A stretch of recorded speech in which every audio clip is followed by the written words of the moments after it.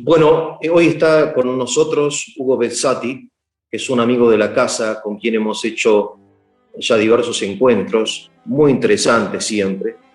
Y Hugo, además de ser profesor en la universidad y ejercer diversas actividades, también trabaja en los medios de comunicación. Él es director de contenido del programa Es un tema de Argentina, que se transmite por Radio Federal y otros medios. Hugo, ¿cómo andás? Hola, ¿cómo estás? Gracias por la invitación, Eugenio. ¿Cómo andan tus cosas? Bien, bien, bien, gracias. Bueno, Adiós, todo bien. Hugo, quería que charlemos unos minutos acerca de los medios de comunicación social, particularmente en la pandemia, ¿no? Es ujú. algo que nos interesa tanto a vos como a mí. Así que, en primer lugar, ¿cómo ves la cosa en términos generales, ¿no? Ellos manejan nuestra agenda, ¿no? Es decir, hay un noticiero por ahí muy popular acá en Argentina que cuando termina te dice, el conductor dice, así están las cosas país y te lo hemos mostrado. O el otro que te dice a la mañana, el noticiero de la mañana, esto es lo que tenés que saber antes de salir de tu casa. Es decir, hay algo que vos tenés que saber, pero lo tengo yo. O sea, me adueño un poco de tu vida, ¿no? Mira, yo te voy a contar algo que me pasó hace sí, en 2014 creo que fue. Hacen en la Universidad Católica de La Plata un gran homenaje a la obra de Viktor Frankl, del cual ya hemos hablado alguna vez. Me pidieron que hablara de, bueno, el gran tema de Frank, que es la búsqueda del sentido y vincularla con los medios de comunicación. Yo me acuerdo que humorísticamente les dije al principio, esta invitación no sabía si vivirla como un homenaje o como digamos, un reconocimiento a la trayectoria que yo pudiera tener, o como un castigo, ¿no? Así, como para que pagara algo que les había hecho. ¿Por qué les dije esto? Bueno, porque el tema es demasiado variopinto y porque los medios se han convertido para nosotros en una de esas realidades que tienen su sentido en sí mismo, ¿no? Es decir, por encima de lo que te brinden, el formato o la cosa en sí, es superior a lo que vos hacés con ella. ¿Cómo se explica esto? Yo les dije, los invito a pensar en este momento. Es decir, ¿qué es un medio? Es una cosa orientada a otra, a un fin. Es decir, ya no son un medio, ya son un fin. Vos te levantás a la mañana y encendés la computadora o encendés, bueno, el omnipresente celular, pero también la televisión. De fondo, a ver qué dicen, a ver cómo está el clima antes de salir. Es decir, yo los invité en esa ponencia a que dejemos de llamarlos medios de comunicación y empecemos a llamarlos fines de comunicación, porque tienen sentido en sí mismos, al margen de lo que encontremos en ellos. Un pobre hombre que está a lo mejor pasando un mal momento, que está, no sé, internado en el hospital, este, o alguien que vive solo, o alguien que no tiene otra compañía. Y bueno, sí es una compañía. Por ahí, incluso la tele, que era tan omnipresente, ahora, como la podés ver por la computadora, la podés ver por donde sea, y en general todo lo haces por el celular, entonces, bueno, también ahí llegaron, pero digamos, es esa necesidad de compañía que es independiente de lo que te diga tu compañía. En tal sentido, ya no es un medio, es un fin en sí mismo.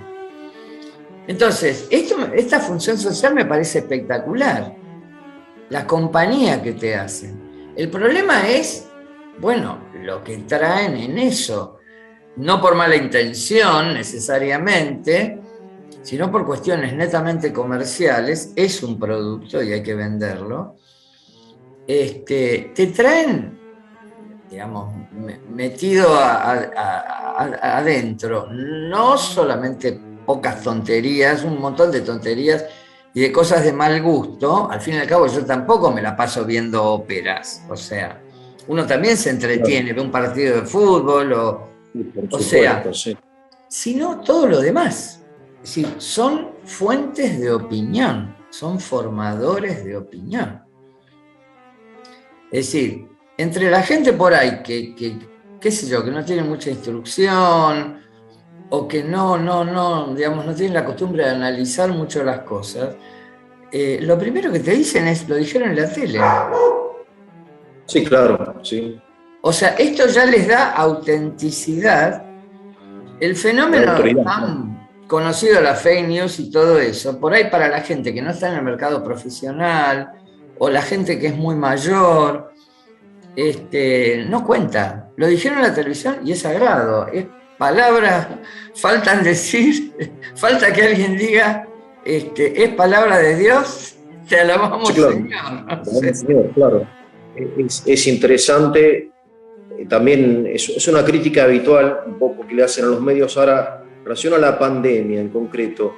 ¿Los medios estuvieron a la altura, según tu opinión, o perdieron la oportunidad de cumplir su vocación como medio de comunicación, o la utilizaron para crear pánico, crear o para una finalidad política o distinta de la que sería propia de los medios, que es comunicar, ¿no? O sea, el tema de la pandemia, ¿cuál es tu percepción? A mí me parece que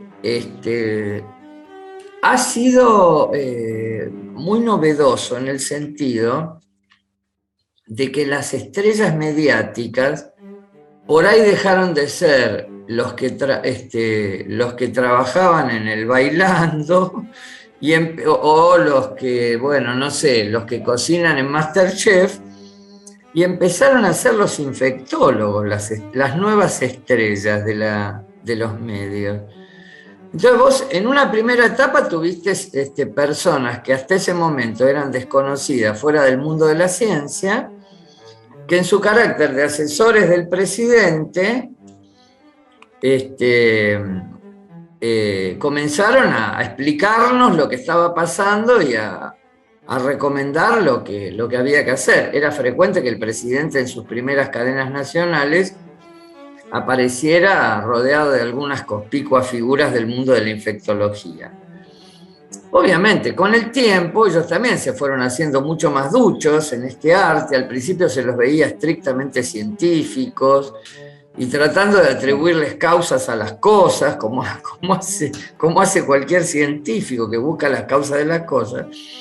Y después empezaron a hacer un poco más, se relajaron más.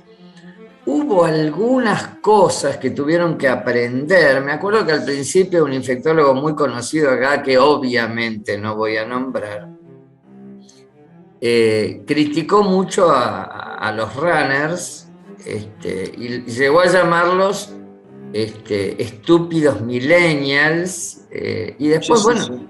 Tuvo que retractarse. O sea, esto no era digno de su investidura científica, por decirlo de alguna forma, ¿no?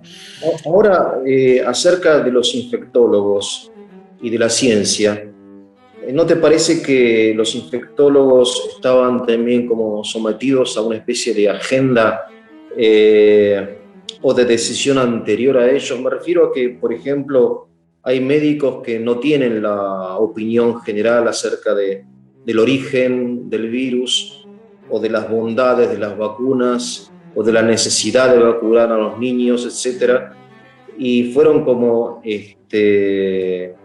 no sé, relegados como si no fueran científicos ellos también. O sea, el debate científico en sí mismo estuvo ausente, me parece bastante. El que no opina como la mayoría no tiene lugar en los medios. Bueno, es que era lógico esperar eso, porque digamos, cuando vos mediatizás algo, lo vulgarizás.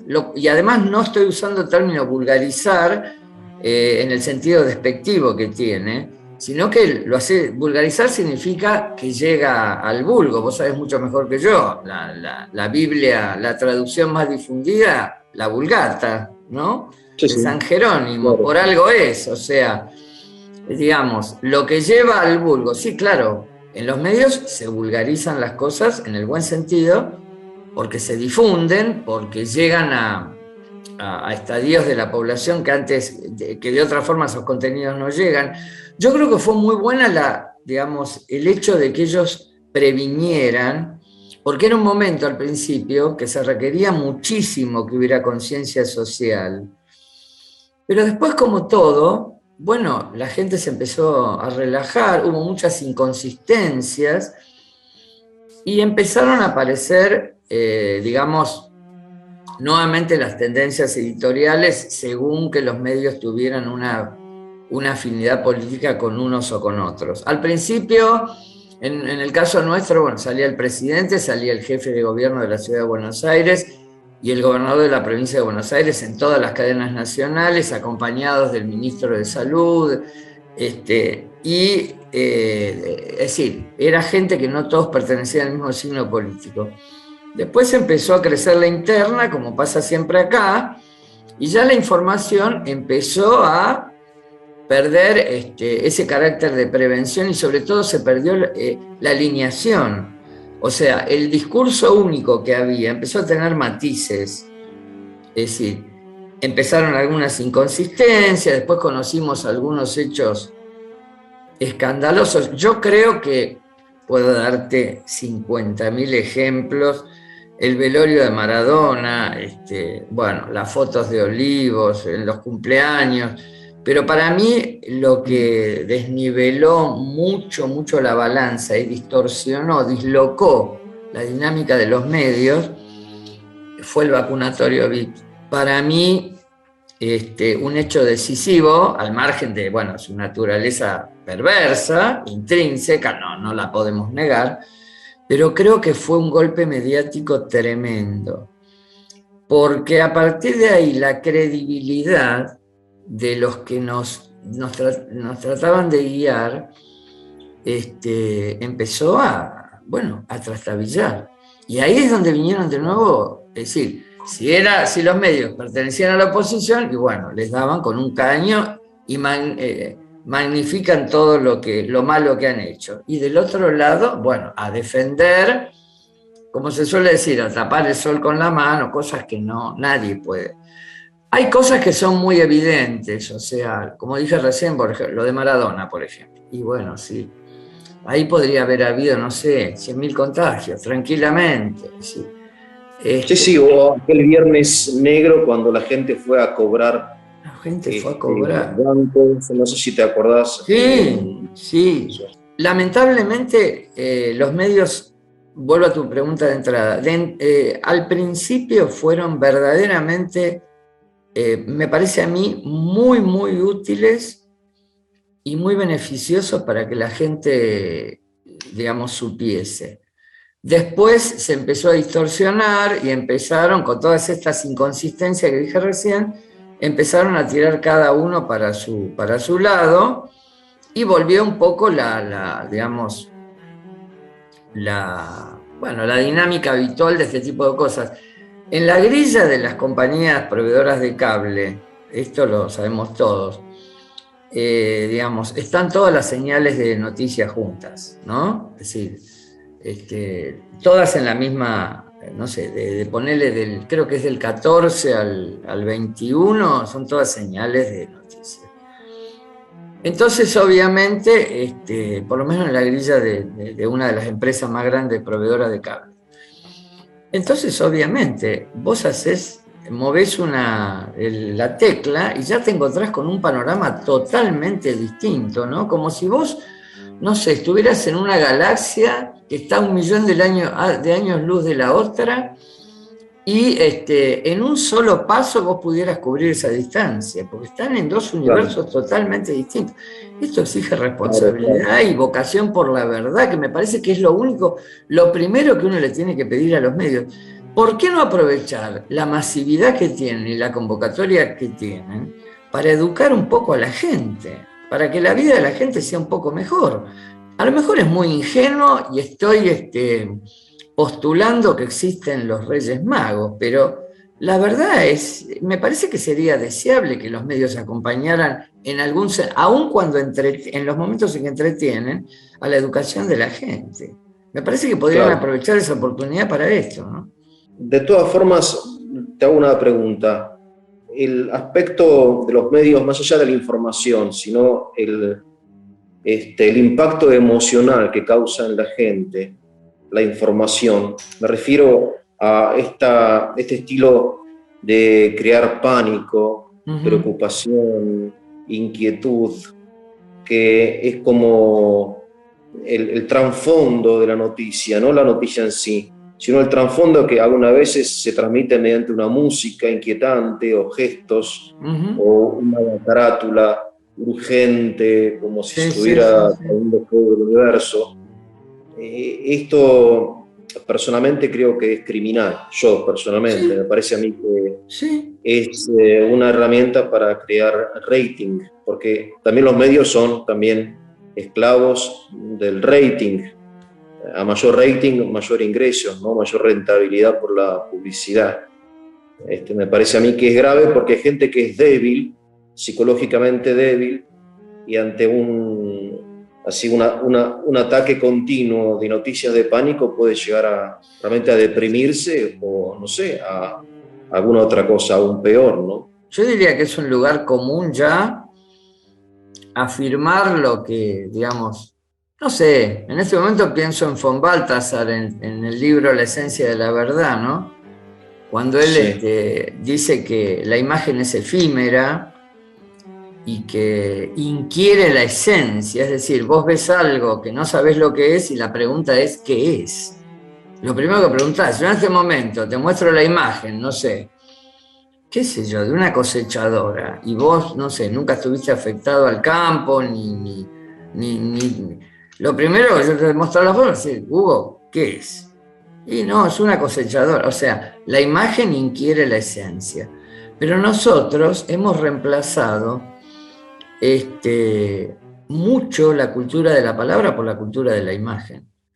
Como bien decís claro. vos, si vos pones un cartel catástrofe y estás haciendo zapping, probablemente te detengas en ese canal. Y ahí es donde va el mensaje subliminal, ¿no?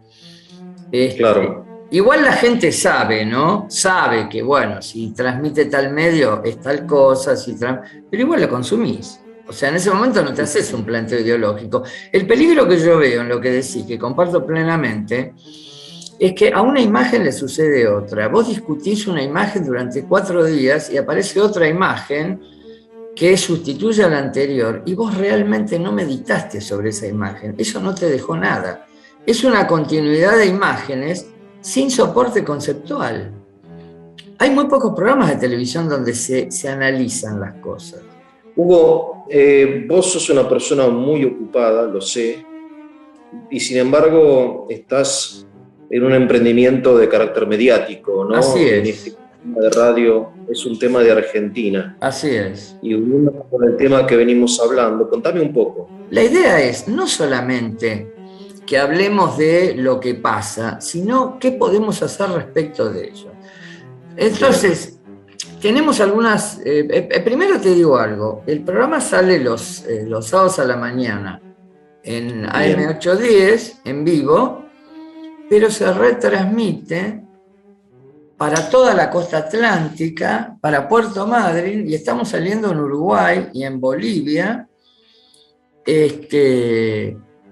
Y bueno, ha crecido mucho el programa. Tuvimos hace poco un congreso latinoamericano de relaciones humanas, de relaciones públicas, manejado por gente de una red que maneja mucho esto, que se llama RedIRP, y bueno, participamos como sponsors, es decir, estamos asociados a proyectos educativos.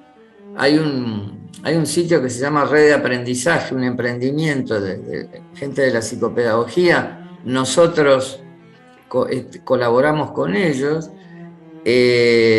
estamos reporteando políticos con mucha frecuencia, no hay chicanas, fiel a lo que yo te conté, digamos, en este diálogo sobre lo que creemos que van a ser los medios. Felizmente Juan Carlos piensa como yo.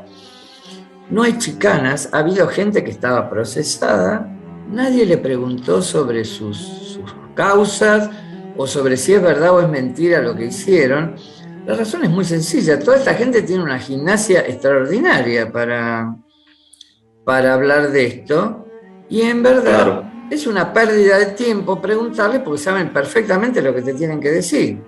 Nuestros planteos son otros. Sos candidato, imagínate que te eligieron, ya estás sentada en tu banca de diputado, tenés, o de senador o lo que sea, tenés, no sé, 4 áreas centrales: educación, salud, seguridad, economía.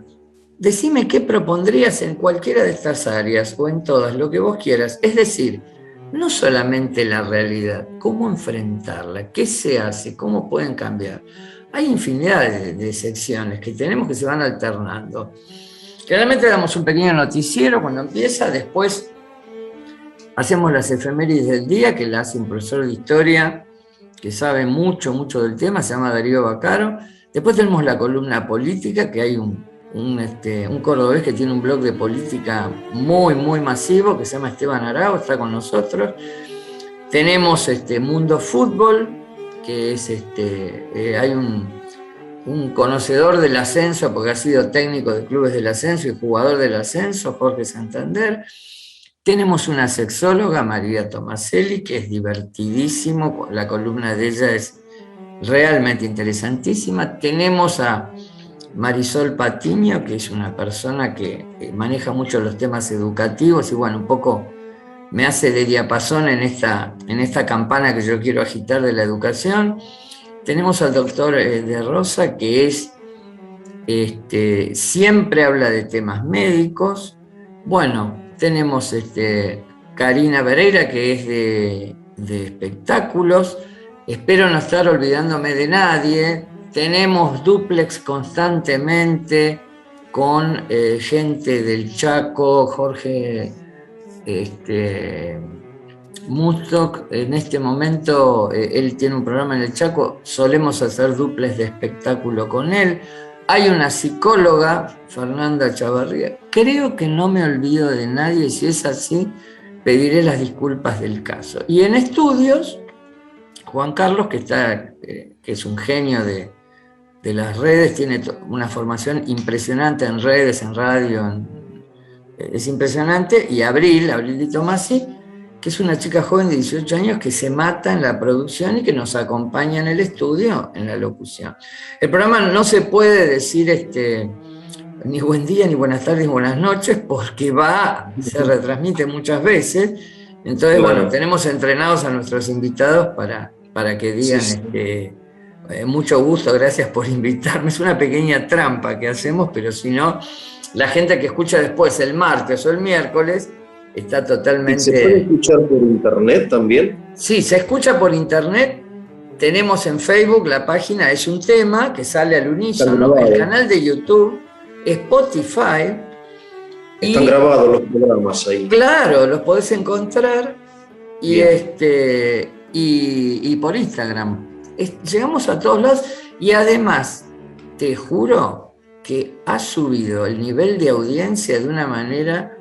Ayer me encontré con Juan Carlos y estábamos analizando cómo creció el número de espectadores y se multiplicó de espectadores y de oyentes, se multiplicó por 30. Lo que hacemos en el programa es descontracturado, pero nada de mala onda ni de grieta. Cuando tenemos que confrontar, confrontamos, pero con respeto y que le quede algo a la gente. O sea, el día que seamos un pueblo bien educado, no vamos a tener límite, no vamos a tener techo, estoy convencido.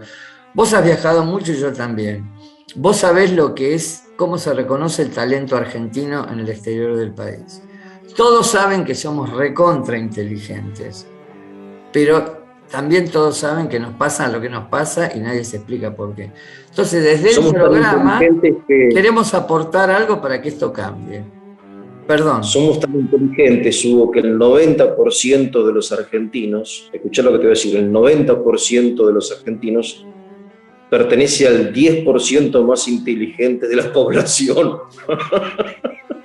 Porque somos engreídos también. También. Sabía, ¿no? Sí, sabía. Hay una estadística que dice que el 90% de nosotros se cree parte del 10%.